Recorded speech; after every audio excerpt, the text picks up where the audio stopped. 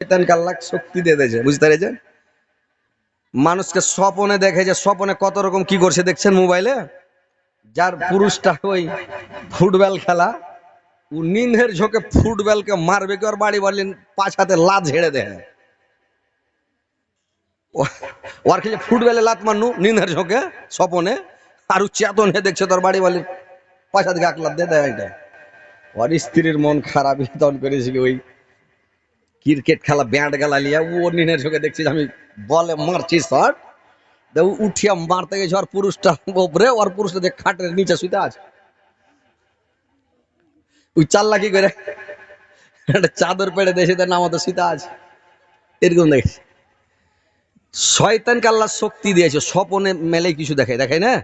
একজনা দেখছি যেন কাঠল ফাড়ছে, মানে কাঠলটা বেশি গলগলে পাকে নিয়ে একটু পেকেছে, তো লোক ভরে হেসে দেখ কেটা ফড়ফড় করে ফাইড়া কাঠলটাকে ফাড়ছে।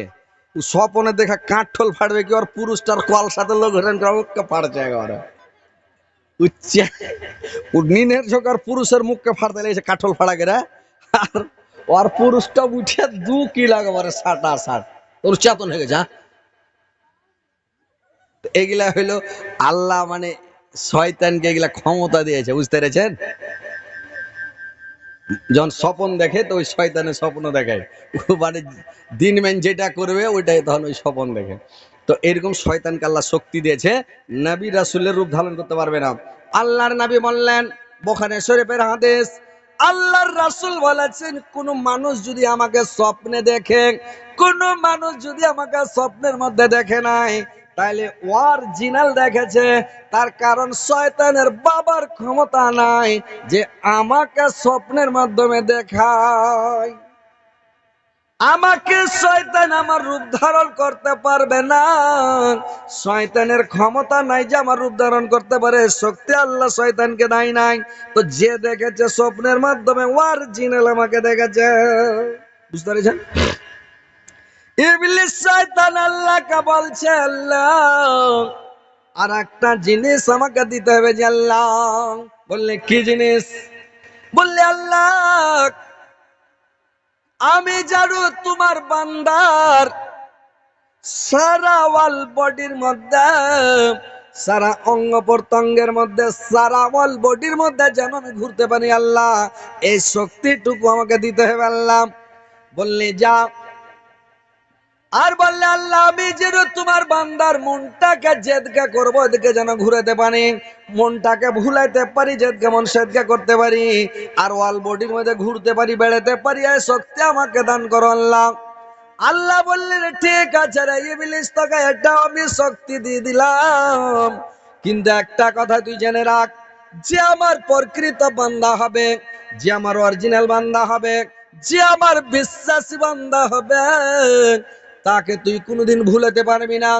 আমার বান্দাকে ভটকাতে পারবি না, পটকাতে পারবি না। আমার বান্দাকে দারু খেলাতে পারবি না, মদ খেলাতে পারবি না, জুয়া খেলাতে পারবি না। আমার বান্দাকে জেনা করাতে পারবি না, আমার বান্দাকে চুরি করাতে পারবি না, ডাকাতি করাতে পারবি না, মিথ্যা কথা বলাতে পারবি না। আর যদি আমার বান্দাকে তুই গুনাহ করিয়ে দিস, পাপ করিয়ে দিস, और মনটাকে যদি মানে মনটাকে আর লভিয়ে দিয়ে ওকে সারাপ পান করিয়ে দিস, জুয়া খেলিয়ে দিস, আর যদি জেনা করিয়ে দিস, চুরি করিয়ে দিস, ডাকাতি করিয়ে দিস, ছিনতাই করিয়ে দিস, কোন পাপের কাজ যদি করিয়ে দিস, সুদ খেলিয়ে দিস, কোন কাজ যদি তুই করিয়ে দিস, একটা কথা জেনে রাখ, আমার বান্দার যদি আমাকে বলে মনে হয়ে যায়, আমার কথা যদি তার দিলে হয়ে যায়, আমাকে বলে যদি তার ভয় হয়ে যায়, আর যদি সে তওবা করে নাই, আমার বান্দার গুনাহকে আমি maaf করে দিব। ওরে আমার ফেরেশতারা, তোমরা যত ফেরেশতা আছো, তোমরা সাক্ষী থাকো, গাওয়া থাকো, আমার বান্দার গুনাহগুলোকে আমি maaf করে দেব। বান্দা যদি গুনাহ করে দেয়, গুনাহ করার পরে বান্দা যদি আল্লাহর কাছে ক্ষমা চায়, মাপ চায়, আল্লাহ তার গুনাহটাকে ক্ষমা করে দিবে। ভাই গুনাহটা তার আমল নামাতে রাখবে না। ডান ঘাড়ে বাম ঘাড়ে দুটো ফেরেশতা আছে, কেরামান কাতিবিন, দুইটা ফেরেশতা, একজন নেকি লেখে, একজন বদি লেখে, গুনাহ লেখে। ডান ঘাড়ের ফেরেশতাটা নেকি লেখে, বাম ঘাড়ের ফেরেশতাটা গুনাহ লেখে। ভালো কাজের এরাদা করলে ডান ঘাড়ের ফেরেশতাটা নেকি লেখা দেয় যে আজকে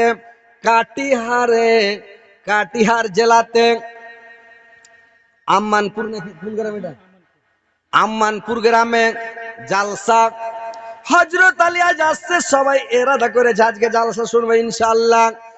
এরাদা করেছে, একটা নেকি পেয়েছে, জালসা শুনুক আর নাই শুনুক একটা নেকি পেয়ে যাবে। আর যদি কোনো বান্দা খারাপ কাজের আশা করে, উদ্দেশ্য নাই যে সবাই যখন মানে কি করতে যাবে, জালসা শুনতে যাবে, ওর ঘরে তালা ফাটিয়ে চুরি করব, এই আশা যদি করে, তো যতক্ষণ চুরি না করবে ততক্ষণ পর্যন্ত গুনাহ লেখা হবে না। আর নেকি করতে চাইলে কিন্তু নেকি হয়ে যাবে ভাই, নেকিটা লিখে দিবে। আজ জালসা শুনবো, হযরত আলী আসছে, জালসা শুনবো, নেকি পেয়ে গেলেন।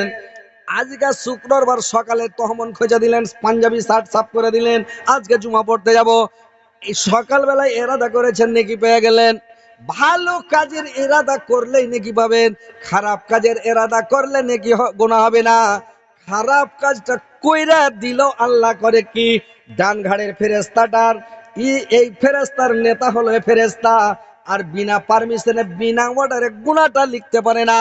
এইবার করে কি গুনাহটা যখনই লিখতে পারবে না, অর্ডার দিবে না, লিখতে পারবে না, গুনাহ করে দিয়েছে, চুরি করে নিয়েছে, আম পেড়ে খেয়েছে, জাম পেড়ে খেয়েছে, কোন সুদ খেয়েছে, ঘুষ খেয়েছে, কোন বড় পাপ করে দিয়েছে, গুনাহ লেখা হয়নি। এইবার করে কি ভাই আমার, গুনাহটার কিছুক্ষণ টাইম দেখে, মেয়াদ দেখে যে তোবা করছে নাকি। যদি তোবা করি নাই, আল্লাহ তার আমলনামাতে গুনাহ লিখবে না, তার গুনাহটাকে আল্লাহ পাক মাফ করে দিবে রে ভাই। কিন্তু আজকে বর্তমান যুগের মানুষ গুনাহ করার পরে তওবা করে না, আল্লাহর কাছে মাফ চায় না, আল্লাহর কাছে ক্ষমা চায় না। আল্লাহ বৈশা আছে, আল্লাহ তাকিয়ে আছে। আল্লাহ, আমরা বান্দা, আমরা করব পাপ, আল্লাহ করবে মাফ। আমাদের স্বভাব, আমাদের বৈশিষ্ট্য, আমাদের আদত, আমাদের চলন হলো পাপ করা, আমাদের অভ্যাস হলো পাপ করা। কুল্লু বানি আদম খাত্তাউন ওয়া খায়রাল খাত্তাইনা তাওয়াবুন, আমাদের আদম জাতির বৈশিষ্ট্য হলো পাপ করা, আল্লাহর কাজ হলো মাফ করা। আমরা করব পাপ, আল্লাহ করবে মাফ। বান্দা যদি পাপ করে দেয়, পাপ করার পরে যদি কানাকাটা করে, আল্লাহ মাফ করে দাও, আল্লাহ ক্ষমা করে দাও, আল্লাহ ভুল করে দিয়েছি, আল্লাহ ভুল আর জীবনে করবো না, আল্লাহ তুমি ক্ষমা করো, আল্লাহ খুশি হয়ে যায়। গুনাহ করার পরে যখন বান্দা আল্লাহর কাছে যা কানাকাটা করে, তওবা ইস্তেগফার করে, আল্লাহ খুশি হয়ে যায়। একটা মানুষ যখন মরতে যায়, যখন বেঁচে যায়, তো বেঁচে গেলে লোকটা কত খুশি হয়। একটা লোক মরতে মরতে যদি বেঁচে যায়, তো লোকটা কত খুশি হয় ভাই, খুশি হবে না? কেউ খুশি হয়, কেউ আরো খাতারনাক হয়ে যায়। মরতে মরতে বেঁচে গেল লোকটা, তো বেঁচে গেলে আল্লাহ ওকে বাঁচাইলে এটা অফার দিলে যে তুই সুধরে যা, নাকি? কিন্তু কতগুলা লোক দেখবেন যে মরতে মরতে যারা বেঁচে গেল, ওই লোকটা কি করে, ও খাতরা বেনে যায়, এমন খাতরা বনে যাবে যে তখন ও আর কিছু বুঝবে না, মাস্তানি করবে। কেউ যদি একবার জেল খেটে আসে, তো ওর দেখে শিক্ষা হয়ে গেল, দূর কি হবে জেলে, এরকমই বাড়ি এসে তখন মাস্তানি শুরু করে দিলে, মারবো কাকুকে, গরমের মধ্যে ফের চলে যাবো, কি হয়? ওকে সুধরে বাড়ি আসা দরকার, ওকে সুধরে যাওয়া দরকার, ওকে তোবা ইস্তেগফার করা দরকার, তো ও আরো মাস্তানি। তো লোক মরতে মরতে বেঁচে যখন যায়, সে তো ওকে আরো সুধরে যেতে হবে যে আল্লাহ বাঁচাইলে তো যাক, এই যতদিন বাঁচবো তোমার ইবাদত বান্দি করবো, তাসবিহ জিকির করবো, নামাজ রোজা করবো, কারোর সাথে কাজিয়া ফাসাদ ঝগড়া বিবাদ বিসংবাদ কিছু করবো না, আল্লাহ বা সুধরে যাবো। কিন্তু ও সুধরে না, আরো মাস্তানি শুরু করেছে লোকের সাথে। তো এইগুলা করতে হবে না। তো মানুষজন বেঁচে যায় তো খুশি হয়, কেমন খুশি হয়? ওই একটা লোকের গরু হারিয়ে গেছে, তো গরুটা ঢুড়ে যখন পেয়েছে, তো কত খুশি হয়েছে, খুশির চোটে হয়েছে আল্লাহ তুমি বান্দা আমি খোদা, মানে খুশির চোটে, আনন্দের চোটে বলছে তুমি বান্দা আমি খোদা। তো আল্লাহ ওর কথাটা শুনে আল্লাহ খুশি হয়ে গেছে, যে কত দেখার বান্দাকে কত খাপার খাপা, ও নিজে কইছে আমি খোদা তুই বান্দা, এটা ভুলে বলছে, মানে আনন্দের চোটে খুশিতে বলছে। তো দেখেন মানুষ খুশি হয়ে যায়। তো ওইরকম যখন গুনাহ করবেন, পাপ করবেন, আল্লাহর কাছে যে তোবা করেন, আল্লাহ খুশি হয়ে যাবে। আপনার গুনাহটা লেখেন আমল নামাতে, বুঝতে পেরেছেন? আমল নামাতে গুনাহটা লিখবে না। তো তোবা করলে, মানে গুনাহ করলে, পাপ করলে ইস্তেগফার করতে হবে, তোবা করতে হবে, আল্লাহর কাছে ক্ষমা চাইতে হবে, আল্লাহ খুশি হয়ে যাবে ভাই, বুঝতে পেরেছেন? আল্লাহ আপনাকে ক্ষমা করে দেবেন, বুঝতে পেরেছেন? এইবার ইবলিস শয়তান বলল, আল্লাহ আল্লাহ বললেন, এরে ইবলিস, তোকে আমি ক্ষমতা দিলাম, তোকে আমি শক্তিটুকু দিলাম, কিন্তু আমার প্রকৃতি বান্দা যারা আজরাইলের বান্দা হবে, ওই বান্দাটাকে আমার ভটকাতে পারবি না, পাটকাতে পারবি না, গোনা করাতে পারবি না, অন্যায় করাতে পারবি না। আর যদি তুই করিয়া দিস, করার পরে আমার বান্দা আমাকে বলে যদি তার ভয় হয়ে যায়, আমার কবর বলে যদি ভয় হয়ে যায়, আমার কিয়ামতের মাঠ বলে যদি ভয় হয়ে যায়, আমার জাহান্নামের রাজা বলে ভয় হয়ে যায়, আমাকে বলে যদি ভয় করেন, তাহলে আমার বান্দার গুনাহগুলোকে আমি মাফ করে দিব। তোমরা আমার যত ফেরেশতা আছো তোমরা সাক্ষী থাকো, আমার বান্দাকে আমি ক্ষমা করে দিব। তাহলে আল্লাহ পাক ক্ষমা করে দিবেন। ভাই, উম্মাতে এই আদমের সন্তানকে আল্লাহ কত ভালোবাসে জানেন? আল্লাহ কোনোদিন জাহান্নামে দিতে চায় না। যাহার বান্দা জাহান্নামে যাক, এটা আল্লাহ চায় না। মানুষ যে জাহান্নামে ঢুকবে, ও নিজে নিজে ঢুকবে। বুঝতে পেরেছেন? মানুষ কয় হাতের আশকতে মোচের খারাপি, ও নিজের অলসতার কারণে, নিজের অভ্যাসের কারণে ও নিজে নিজে জাহান্নামে যাবে নাকি? একটা বেটি ছেলে এসে কইছে, একটা বেটা ছেলে একটা বেটি ছেলে দুজনা বসে আছে। একটা বেটি ছেলে এসে কইছে যে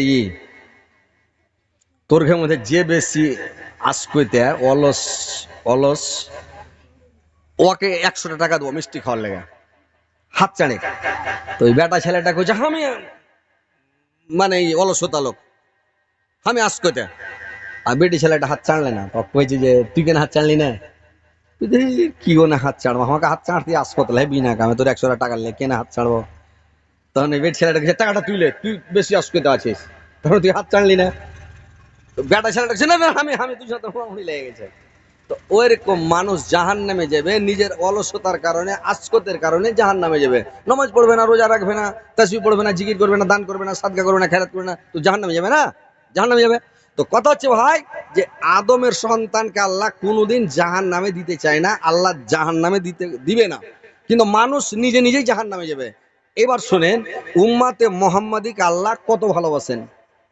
উম্মাতে মুহাম্মাদী আপনারা, আমরা আখেরি নবীর উম্মত, যে আখেরি নবীর উম্মতকে আল্লাহ কত ভালোবাসেন। অন্য অন্য নবীর জামানাতে অনেক কানুন ছিল ভাই। স্ত্রীর সাথে সহবাস করতে গেলে 7 বার গোসল করতে হতো। অন্য অন্য নবীর জামানাতে এগুলা সিস্টেম ছিল।